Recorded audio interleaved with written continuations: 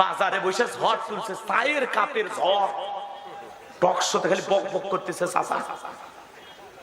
মোল্লারা দেশ খাইল, টুপিওয়ালারা, এরা রাজনীতির কি বলছে, এরা ক্ষমতা চালাবি কেমনি, এ হয়েছে সে হয়েছে, মানে বিরাট বড় ব্রিটিশ প্রধানমন্ত্রী বসে আছে। হুজুররা কিছু বোঝে না, খালি হুজুরে করে জায়গা মতো নিয়ে যান, এখন বোঝে না টের পাবেন, খালি শান্তি আর শান্তি। কথা বলেন ঠিক কিনা? রাগ করছেন কি? আপনাদের এলাকার কোন হুজুর যদি এমপি মন্ত্রী চেয়ারম্যান হয়, সে কি গম চুরি করবে?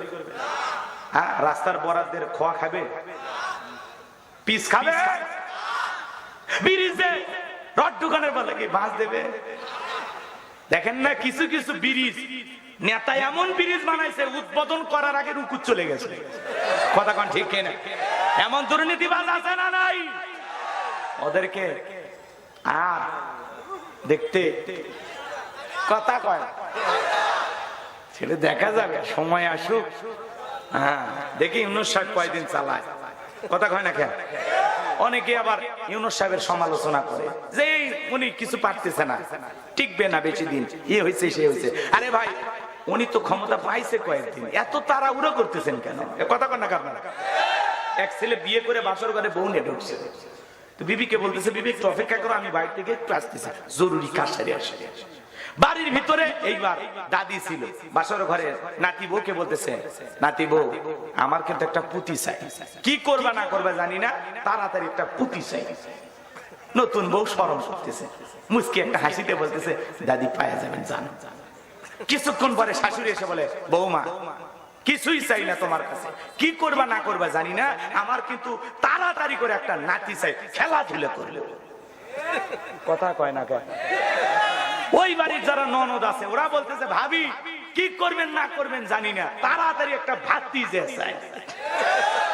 নতুন বউ শরমে তো গুলগুলা, কি আর করবে, কিছু বলার আছে? এইবার স্বামী বাহির থেকে এসে বলে, বউ জীবনে কিছু দেও আর না দেও, একটা ফুটফুটে রাজকন্যার মতো একটা মেয়ে সন্তান দিও।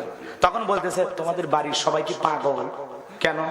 না তোমরা তো পাগলের বংশ। কি হয়েছে?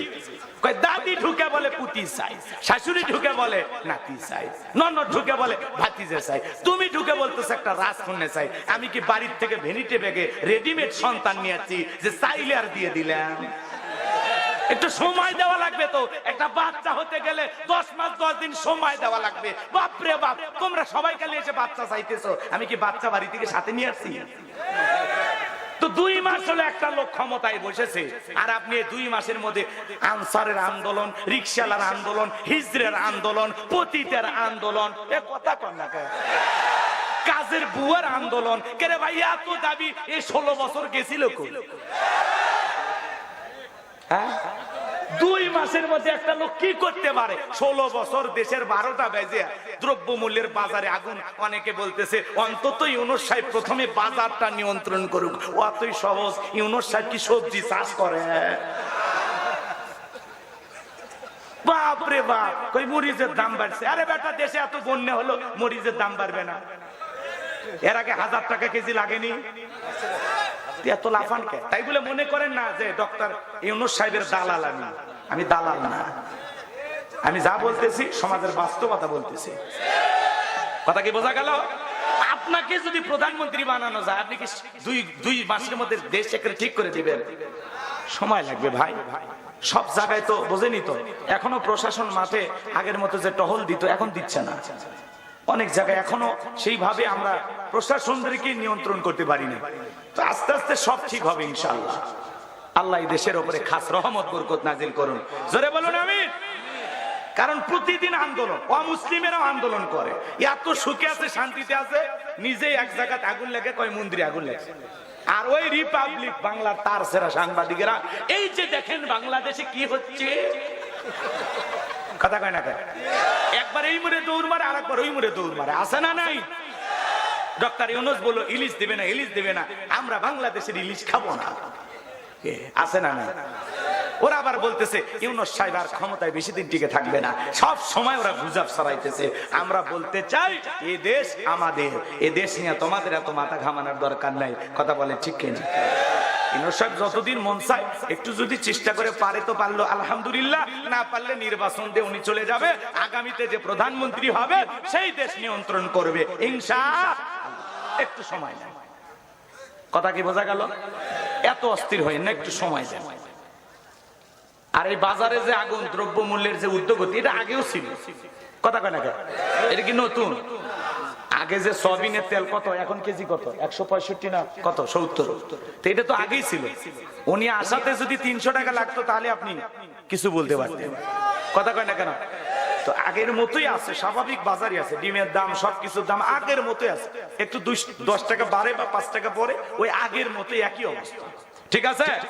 তা একটু অপেক্ষা করে, মনে থাকবে তো ইনশাআল্লাহ, কথা কয় না কেন? এই যে নাহিদ, আপনারা নাম শোনেন নাই? নাহিদ গতকালকে রোকেয়া বিশ্ববিদ্যালয়ে এসেছিলেন। সে বলতেছে যে যেখানে আমার ভাই শহীদ আবু সাইদ রক্ত দিয়েছে, সেখানে একই মঞ্চে আমাকে এবং সাবেক যে দল ক্ষমতায় ছিল তাদেরকে সম্মাননা স্মারক দেওয়া হয়েছে, বিদায় রোকেয়া বিশ্ববিদ্যালয়ের সম্মাননা স্মারক আমি গ্রহণ করতে পারলাম না। কারণ আপনারা তাদেরকেও, যারা বিগত সরকারের দোষর ছিল, তাদেরকে আপনারা একই মঞ্চে ডেকে পুরস্কার দিয়েছেন, সম্মাননা দেখিয়েছেন, বিদায় আমি আপনাদের এই সম্মাননা গ্রহণ করতে পারলাম না। তাহলে আমার ভাই আবু সাইদের রক্তের সাথে বেঈমানি হবে, বাঘের বাচ্চা। লিল্লাহি তাকবীর। নাহিদ ভাইকে ধন্যবাদ, কথা বলেন না কেন? বৃষ্টির মধ্যে হেঁটে যায় মানুষ, সাদা ধরতেছে, কি সুন্দর স্টাইল, তাই না? সিনেমাকে হার মানিয়েছে। আমরা এই ছোট ছোট তরুণ ছেলেরা দেশ চালাবে কি? দেশ চালানোর দরকার নাই। ওরা যে আন্দোলন করে সফল হয়, দুইজন যে একটু যায় 2-4 মাস একটু দেশের বিভিন্ন জায়গায় ঘুরতেছে, এটা দেখে ভালো লাগতেছে। ওরা কি করবে? ওরা কি অত রাজনীতি বোঝে? ওরা রাজনীতি বুঝলে সোজা রাজনীতি বোঝে, ওই ক্রিটিক্যালটা, ক্রিমিনালিটা বোঝে না, কথা কয়? এজন্য এই ছেলেগুলো ভদ্র, এদের জন্য আপনারা দোয়া করবেন। আর সামনে আমরা তো আবার নতুন করে ভোট দিয়ে দেশের এমপি, মন্ত্রী, কথা কয় না, প্রধানমন্ত্রী বানাবো, সে সুযোগ তো আমরা পাচ্ছি রে ভাই, কথা কয় না। আজকে আমার বয়স 38 বছর চলতেছে, এতগুলো বছর হয়ে গেল ভোট দিতে পারলাম না, কথা কয় না। আমার বয়স এত, আমি আজ পর্যন্ত একটা নির্বাচনে ভোট দিতে পারি নাই, এই দুঃখটা আমার। তেসনে একটু অপেক্ষা করেন, সবাই মিলে মিশে ভোট দেবো ইনশাআল্লাহ, ইনশাআল্লাহ। আল্লাহ এই দেশকে ইসলামের জন্য কবুল করেন, আল্লাহ এই দেশের শান্তি ফিরিয়ে দেন। আগামীতে সৎ, যোগ্য, নির্ভীক আল্লাহ ওয়ালা একজন ব্যক্তি যেন প্রধানমন্ত্রী হয়, আল্লাহ কবুল করেন। আর যাই হোক, পুরুষ প্রধানমন্ত্রী চাই ভাই, ওই মহিলাগুলো অনেক জ্বালা, আমরা একটু পুরুষ চাই ভাই, কথা কয় না?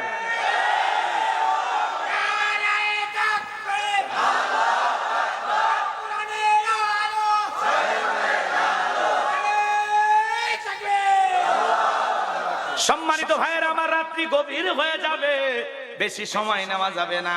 তাহলে ফসল্লি রব্বিকা ওয়ানহার, 1 নাম্বার হলো রবির উদ্দেশ্যে সালাত আদায় করা লাগবে। তাহলে নামাজ হবে কার জন্য? 7 দিন পরে যারা জুমার নামাজ পড়ে ইমাম সাহেবের ভুল ধরতে যায়, এরা মূলত বাজান গো আমার, এরা কোনো মতে যায় না হলে বউ গালি দেয়, 7 দিন পরে জুমার দিন তাও নামাজে যাও না, যাও তো বাড়ির থেকে সরে যাও। বইয়ের তারা খায় মসজিদে আসে, কথা কন ঠিক কিনা? ভাইজান গো, মন খারাপ করবেন না, ওরা আবার মসজিদের টাইসের উপর বালু করে থাকলে বলে হুজুর কি করেন? যারা ইমাম সাহেবের দিকে চোখ রাঙায়, ইমাম মুয়াজ্জিমের সাথে চাকরের মতো ব্যবহার করে, মনে রাখবেন, মনে রাখবেন, এই ইমাম মনে কষ্ট পালে মাফ না করা পর্যন্ত কিয়ামতে আল্লাহ আপনাকে ধরবে। আর ইমাম মুয়াজ্জিমের খালি মসজিদ পরিষ্কার করার দায়িত্ব আপনার দায়িত্ব নাই। শোনেন, একটা হাদিস শুনে যান। আল্লাহ রাসূল একটি মসজিদের পাশে সালাত আদায় করার পরে মসজিদের পাশে একটা কবর আছে, আল্লাহ রাসূল এই কবরের দিকে আঙ্গুল দিয়ে বললেন, এই কবরে থাকা ব্যক্তি জান্নাতি। সাহাবায়ে কিরাম ডেকে বলেন, হুজুর এই ব্যক্তি জান্নাতি, কি এমন আমল করেছে আমরা জানতে চাই। আল্লাহর হাবিব বিশ্ব নবী বললেন, ও আমার সাহাবীরা শুনে নাও, এই ব্যক্তি আল্লাহর ঘর সব সময় পরিষ্কার রাখতো, সর্বদা মসজিদ ঝাড়ু দিত, এই আমলের কারণে আল্লাহ রাব্বুল আলামিন তারে জান্নাত দিয়েছে। এই জন্য মসজিদ শুধু ঝাড়ু দেওয়া ইমাম মুয়াজ্জিমের দায়িত্ব না। আপনি যতই টাকাওয়ালা হন, আব্দুল হাকিম ভাই যত সম্পদওয়ালা হন, একদিন মসজিদটা ঝাড়ু দিবেন, টাইলস গুলো মুছে দেবেন, ভিতরে অহংকার থাকবে না, আল্লাহর প্রেম অন্তরে জেগে উঠবে। একটু বিনয়ী হন, পারবো তো ইনশাআল্লাহ।